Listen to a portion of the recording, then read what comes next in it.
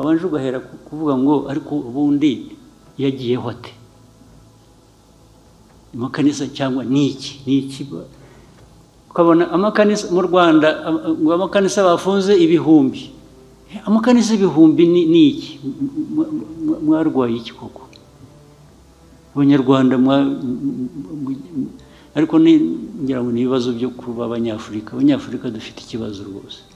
Imyemerere y'iki gihe ntabwo ari y'abanyarwanda bahoranye. U Rwanda rwo hambere rwari rufite imyemerere gakondo aho abanyarwanda bizeraga abakurambere cyangwa se abo mu miryango yabo bapfuye. Iyo myemerere n'imigenzo yo hambere yari ukuraguza, guterekera no kubandwa. Mana y'u Rwanda twaje kwenda imitima y'ingoma ngo u Rwanda rugira umutima, inka zigira umutima, abagabo bagira umutima, abantu n'ibintu byose bigira umutima. Seka gasani k'u Rwanda rusekerera ubwubwe neza, rusenderezemo amahoro n'amahe, rutsindira ubusambe n'ubusharire, rutsindira icyago n'icyagane, rutsindire nyamusi n'intumwa, rutsindira umwanzi wo mu kirambi n'umurozi uvuka ishyanga. Gari kibiganzo tugabire rugaba rwagisha rugabo maze twishyuke mu Rwanda.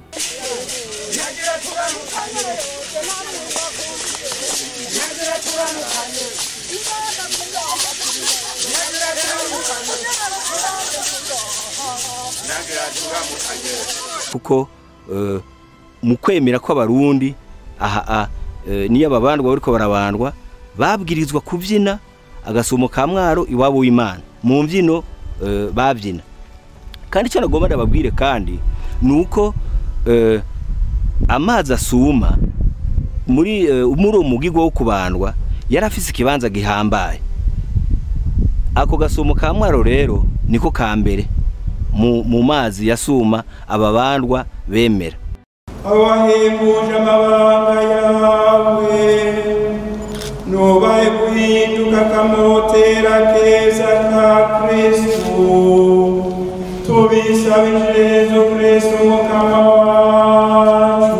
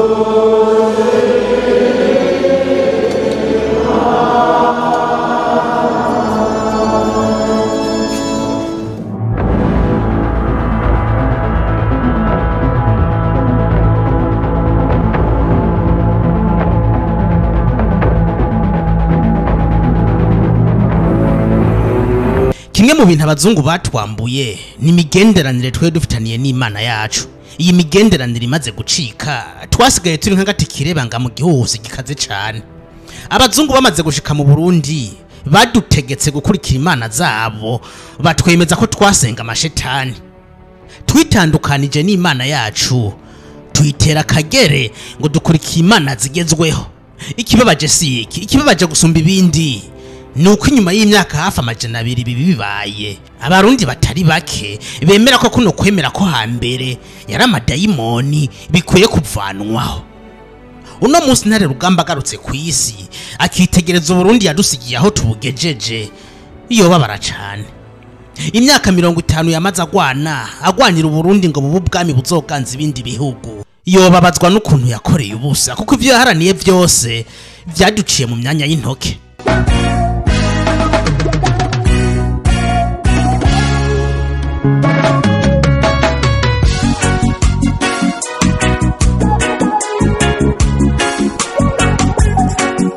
Twarahemutse duhemukira sokuru, duhemukira imana yacu mu kuyihakana tuyihindura idayimoni.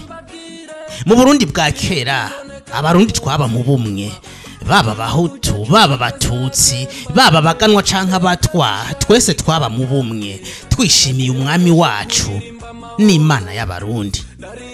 nibyo umuririmbyi niyo mwongera twibutsa mu ndirimbo yiwe twarahemutse ati twarahemutse duhemukira sokuru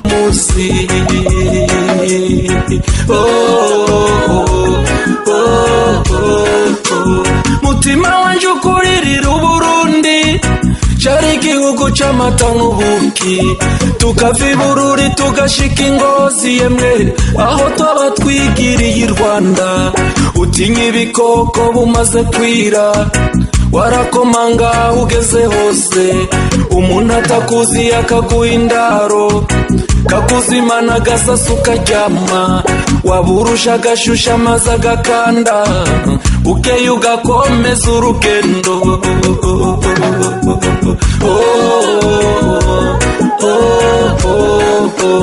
nitukira abantu turi inyamaswa twigaye tumaramare twarahemukiye sogokuru yemwe twaricanye turi bamwe twaracumuye ku mana yo mu ijuru twarashesha amaraso twari dukwiye kugiriranira ikigongwe nk'uko imana yakitugiriye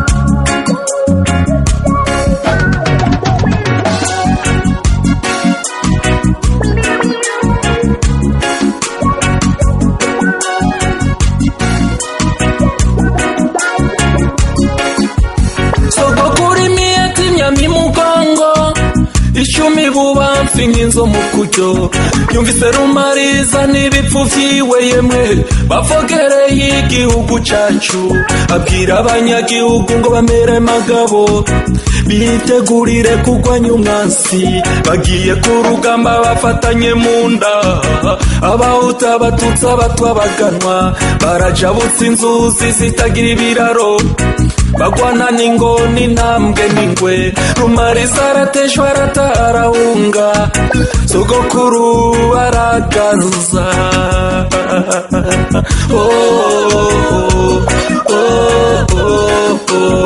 ingekava amanga ngo ashike n'igitabo cera mu kiganza ati Imana yo mw'ijuru rera yemwe kiranga yambugwa amabanga adupima amazuru adupima ibirenge dutera ingwara y'amacakubiri uwo mwahora mukutsanya umukenke niwe yahindutse umukeba uwo mwahora musangiye umuhora niwe yaguhonya kw'abawe bose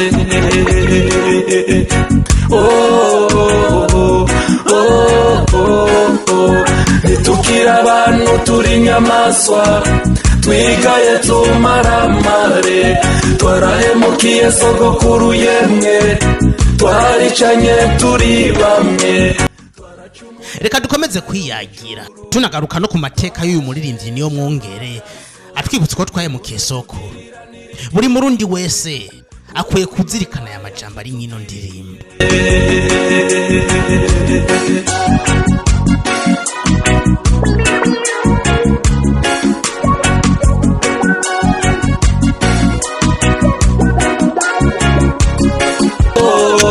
Tukira abarundi twagwaniriza umwansi hamwe dufatanye mu nta gihe na kimwe abarundi bigeze bemera ko igihugu cabo kivogerwa n'umwansi nubwo yaba yitwaje ububasha bungana gute. Abarundi twaraja hamwe tukamugwanya dukoresheje amacumu imiheto n'imyambi twikorera dukoresheje ubuhinga bwacu. Uwo mwahora mukutsanya umukenke niwe yahindutse umukeba uwo mwahora musangiye umuhora niwe yaguhonya kw'abawe. Abana bato batazi uko vyagenze muzobisome mu bitabo ko vyagendeye Rumariza n'abandi bipfuje gutera igihugu c'u Burundi. Nta numwe vyoroheye uko n'abadagi baratsinzwe hasinywa amasezerano y'amahoro yabereye ikiganda mu ntara ya Muramvya mu mwaka w'1993. Ariko ibintu vyaje guhinduka igihe aba bazungu bakoresha ibindi bigwanisho babonye ko mu nguvu ataho bashobora gushika ku barundi batuzaniye ibindi ibigwanisho tutari tumenyereye, ibigwanisho bishasha kandi byari bibi gusumba ibyambere. Ibi bigwanisho harimo Bibiliya, igitabo batwemeje ko canditswe n'Imana. Batwemeje ko dusenga Imana y'ikinyoma, batubwira ko turi mu migenzo ya gipagani. Ico gihe badutegetse guheba Imana yacu yadufasha muri byose, haba muri gwa rugamba rwo kugwanya umwanzi. Icaje kuvyunyura, aba bazungu baduciye nk'imigwi, haba umugwi w'abahutu, umugwi w'abatutsi n'umugwi w'abatwa. Ibi bamaze kubishikako, Uburundi bwari butembagaye champion, kuko ntibari bagikeneye gukoresha ibigwanisho ngo batera abarundi baronse umuvumo. Kanatsinda Imana twasenga twari duhejeje kuitera Kagere, twatanguye kwicana kandi turi bamwe kandi turabavukanye. Twarahemutse champion, twarahemutse.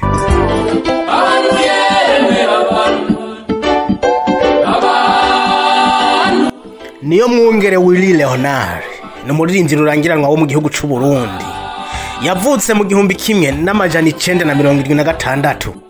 Ubuzima bwiwe mu bwana ntibwagenze neza kuko yabuze abavyeyi bose imbere yuko akwiza n'imyaka 10, maze arererwa kwa sekuru yari pasteur mw'ishengero rya Pentecote Kiremba ca Bururi.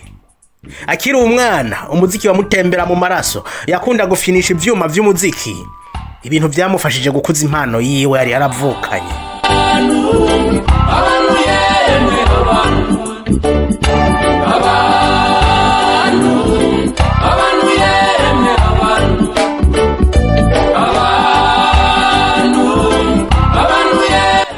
Yize ku ishure ry'intango rya Murinda, abandaniza amashure yisumbuye Kiremba, ahereza kuri Boston School mu gisagara ca Bujumbura. Aho yabari hose yagendana agakaye yandikamwe umuziki mu gihe cyose yumvise agize inspiration. Yakunda gusubiramwo indirimbo za Christophe Matata n'abandi baririmbyi babiciye bigacika nka Canjo Hamisi n'abandi.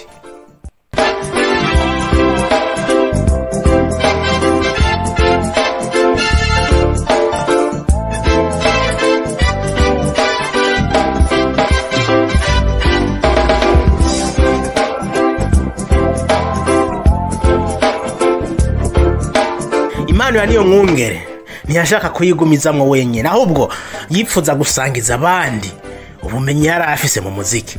Ni muri iyi ntumbero yashinze umugwi w'abanyeshuri b'abaririmbyi, umugwi yise Club Relax Band. Ariko nkuko byabaye ku bandi barundi benshi bari bafise ingabirano zidasanzwe haba mu muziki canke mu bindi bintu, amagumu Burundi bwagiye buracamwo ntiyabemereye kubandanya berekana icyo abarundi bashoboye bisanzuye. Mu myaka y'1990 Niyo Mwungere yavuye mu Burundi kubw'umutekano utari wifashe neza. Muravyibuka ivyabaye mu 1993, aho Burundi bwasubiye kugwa mu isanganya, abarundi bongera gucana, mu benshi baricwa, abandi barahunga. Uyu Niyo Mwungere yahungiye mu gihugu ca Kenya, ariko ntiyahatevye, yabandanirije mu gihugu ca Afrika y'Epfo. Naho nyene ntiyahagumye, ahubwo yajabutse umugabane wa Afrika, aja mu gihugu ca Canada, abandaniza amashuri muri kaminuza ya Laval. Amashuri n'umuziki nivyo yashize imbere mu vyo yakora vyose. Yarakora bigashimwa, atangira gukoresha ibiteramo, atumirwa mu mafestival atandukanye, aho hose yaririmba mu Kirundi. Indirimbo ziwe zirakundwa, abarurangiranwa. Yashobora kuririmba mu Gifaransa, mu Congereza canke mu Giswahili, ariko yahisemo Kirundi, ururimi rwa Ntare Rugamba na Mwezi Gisabo.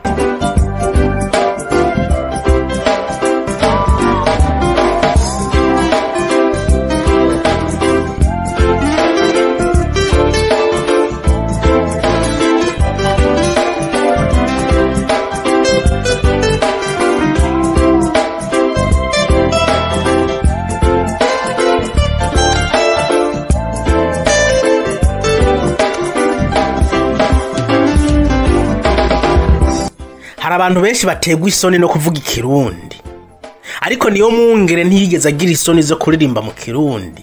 N'imbere y'abazungu yararirimba mu Kirundi, kandi abazungu bakabitahura, bakamukomera amashi, bakabishima, bagakunda indirimbo ziwe.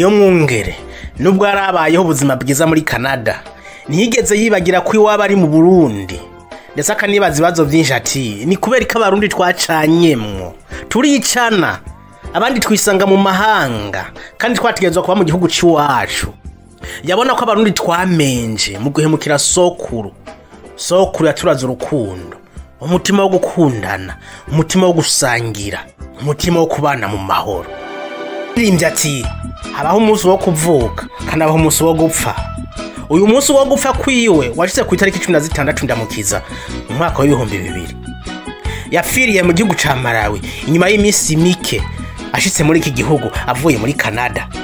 Leta ya Malawi yatangaje ko yazizikiza ca coronavirus. Urugendo rwiwe yari yaratanguye mu mwaka w'1976 rwarangiye kuri uwo munsi akwije imyaka 45. Mbere naho yo kwica umuntu ejo wumva ngo yambitswe izera anyuruje itunga rya leta ntafungwe ngo baracatohosa umukene nyarucari ivy'igitoki kuko ashonje bohegwa amaboko imugongo makagapfira yeme kunepo ukuba kwisi bimaze iki ubwami bwawe mana nibuze. Uyu muririmbyi yamenyekanye mu ndirimbo zitari zike harimo twarahemutse atwibutse ko kera abarundi babana mu bumwe bagasenyera ku mugozi umwe niba byarigeze kubaho n'ubu birashoboka kandi nitwongera kuja hamwe tuzokongera gukomera uburundi bwongere kuba igihugu kidatinya umwanzi wari we wese nubwo yoba yitwaje iki. Nibyo twipfuza ariko kwipfuza byonyine ntibikwiye dutegereza kubishira mu bikorwa. Mwakoze kandi kubana nanje muri iyi video. Fyonda Gem na subscribe. Ndetse ubu butumwa ubusangiza abarundi bose yo bava bakagera. Imbwa nazo zikishura kuko abo bose bafungwa siko bose bakoze ivyaha iyo wirahiye ngo uvuge baca bagucira urwa pirato burya abagabo bararya imbwa nazo zikishura.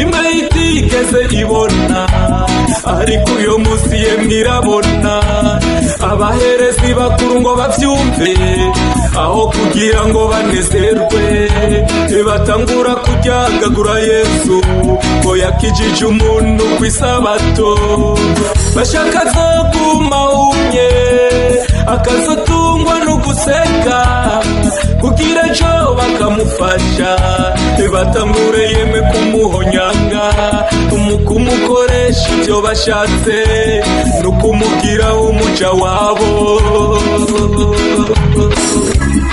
ora ntukarire Joana ora iyi si turiko yarahumanye ujuwe Imana yaye na numwe ari bumwake uw'Imana yazagiye na numwe ari bumukume ora korere cyane mwanaje isi nuko yarahumanye kuko abagabo bararya imbwa nazo zikishura uko abo bose bafungwa siko bose bakoze ivyaha iyo wirariye ngo uvuge baca bagucira urwa pirato.